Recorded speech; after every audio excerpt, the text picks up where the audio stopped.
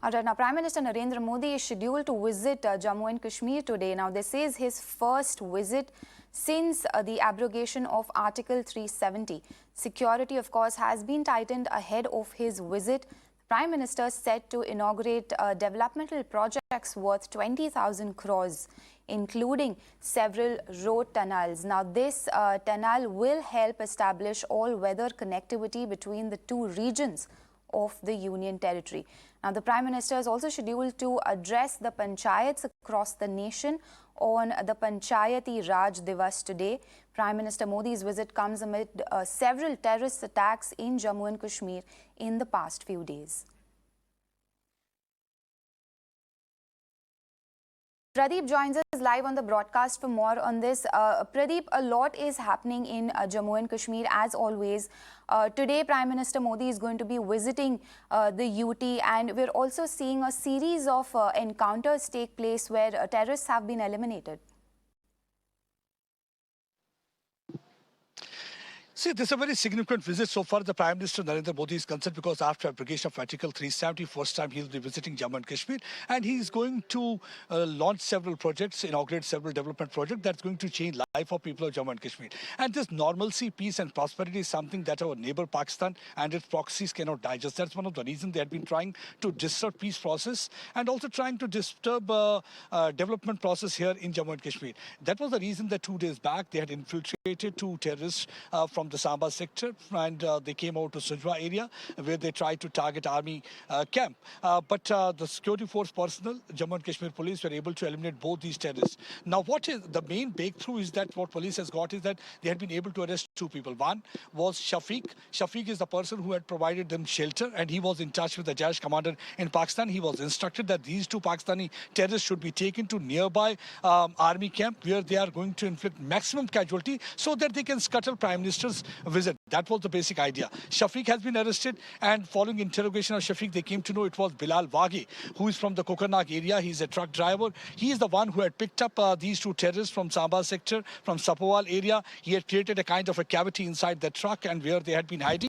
And finally, they came over to Sunjwa area before they could have succeeded in their dirty terror mission. The security forces got inkling about their presence. They got whiff about their presence. Immediately, the cordon was laid, and during that 6-hour-long encounter, both these terrorists were killed.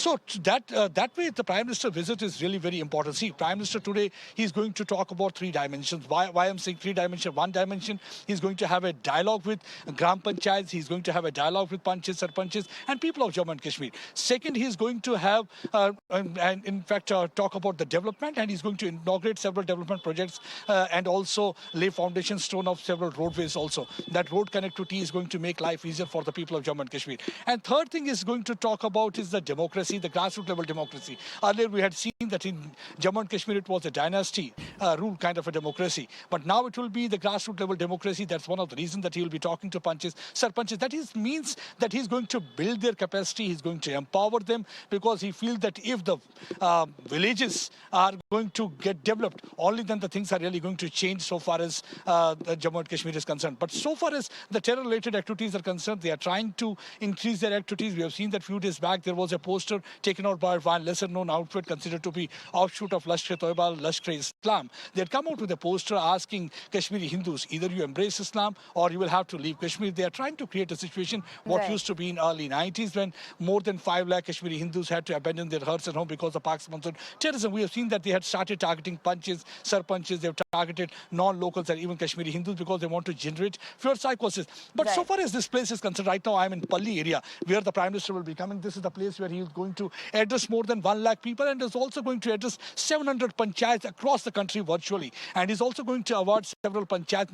More than 40.3 crore will be given to the best panchayats across the countries, so that he is going to boost their morale, so that they can work for the people, and he's going to empower and build their capacity too. That way, it's a very significant program, because after abrogation of Article 370, Pakistan and Pak proxies and there's propagandists. They were trying to spread rumor and churn out lies that all is not well in Kashmir Valley after abrogation of Article 370. Nobody's happy. But the situation on the ground totally narrates a different kind of a story. If you look at the development, if you look at the peace and prosperity that is returning to Jammu and Kashmir, that is something Pakistan is not able to digest, because there has been 99% decrease in stone pelting incidents. So that way it's going to be very significant, because there's Palli Panchayat. This is going to be role model Panchayat. There is going to be solar system supplied electricity, and which the Prime Minister is going to 500 kilowatt, that Prime Minister is going to inaugurate, and it's going to supply electricity to more than 300 houses. And then there is a 24/7 water supply will be there. And you can see the beautification of this village is done. It has totally been transformed. What used to be dusty village is today a role model village, and it's going to set an example all over the country. That's why the people are really happy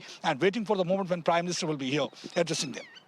Pradeep, in fact, that you're at this spot, if you could just, show us around the kind of security arrangements that have been made, since, you have been saying that this is a significant move. Now, Prime Minister Modi being there, what are the kind of security arrangements that we're looking at? See, the security arrangements had been made, with reason being that earlier, otherwise also when the Prime Minister is visiting any place, there is a security. But after this Sunjwa attack, there had been elaborate security arrangements. There's hardly any agency that is not involved in providing security. In fact, while I'm talking to you a short while back, there was a small explosion in the Bishnah area in field. Though I spoke to the SSP, he said that this is not related to any kind of a terror-related activity. Maybe something is like there. It's a mysterious explosion, and they are investigating. So all the Pakistan and Pak proxies, they are trying to scuttle this program. So in view of this, let me show you, in fact, how the things have... Look at every spot, the police personnel is deployed, and this is there are different routes that have been made so that the people coming from the different places, like you look at it area also, there are large number of cops deployed at almost every point. All barricades have been raised without proper checking. Nobody will be allowed to come out of this place. So it will not be easy visiting this place unless and until you have a proper security pass. See, I am also having the security pass here, the pin which I have kept there, because without the security pass, even media person will not be allowed to enter for the Prime Minister's program. Each and every person is properly checked, and after that only they're allowed to move over to this place. So there's a lot of security threat also. And this time we have seen that just 2 days before Prime Minister's program, there was an attempt to target army installation. These terrorists were wearing those explosive vests, and they were here with the suicide mission. They were part of the Fedayeen squad of Jaish-e-Mohammed, and the same Jaish-e-Mohammed that had carried out the Pulwama bombing in February 2019, and they wanted to carry out an attack of a similar scale so that they can inflict maximum casualty and scuttle Prime Minister's program. So all sorts of arrangements have been made, proper arrangements, so that this program is successful and peaceful, and there is no untoward incident reported during this program. All right, Pradeep, we'll of course keep coming back to you for the latest, but for the moment, thank you so much for joining us. Now, in a major move, the European Union has enacted a law which targets big tech firms over hate speech and disinformation.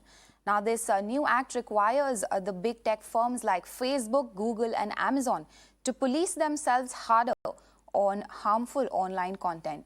Now, the Digital Services Act will further make it easier for users to flag problems and also empower the regulators to punish non-compliance with billions in fines. Now, the new act makes the tech companies more accountable for content created by users and amplified by their platform's algorithms.